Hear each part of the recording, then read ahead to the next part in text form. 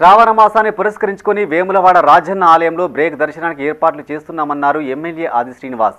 VTDA Vemulawada ఆలయ అభివృద్ధిపై collector Sandeep Kumar జా, ఈవో వినోద్ రెడ్డితో కలిసి విప్ సమీక్ష నిర్వహించారు. గుడి చెరువులో 32 కోట్ల అంచనా వ్యయంతో 96 గదులు నిర్మిస్తున్నట్లు తెలిపారు. బద్ది పోచమ్మ ఆలయ విస్తరణ పనుల పురోగతిని అడిగి తెలుసుకున్నారు. రాజన్న సిరిసిల్ల జిల్లా వేములవాడలోని ఆలయ ఈవో గెస్ట్ హౌస్లో కలెక్టర్ సందీప్ కుమార్ ఝా, ఈవో వినోద్ రెడ్డితో కలిసి వీటీడీఏ రాజన్న ఆలయ అభివృద్ధిపై విప్ ఆది శ్రీనివాస్ సమీక్ష నిర్వహించారు. ఈ శ్రావణ మాసంలో ఆలయంలో బ్రేక్ దర్శనం చేసుకునేందుకు అన్ని ఏర్పాట్లు చేస్తున్నామని ఈవో వెల్లడించారు. గుడి చెరువులో భక్తుల కోసం అత్యాధునిక వసతులతో 96 గదులు నిర్మించనున్నట్టు చెప్పారు. గుడి చెరువులో బండ్ అండ్ పార్క్ నిర్మాణాలు ఆగస్టు నెలాఖరులోగా పూర్తి చేస్తామన్నారు.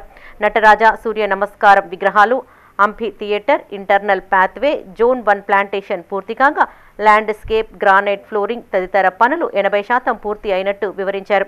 వీటీడీఏ పనుల్లో భాగంగా ఎంపీడీఓ కార్యాలయ ఆవరణలో 2 కోట్లతో మున్సిపల్ పార్క్ నిర్మాణ పనులు తుది దశలో ఉన్నట్టు వెల్లడించారు.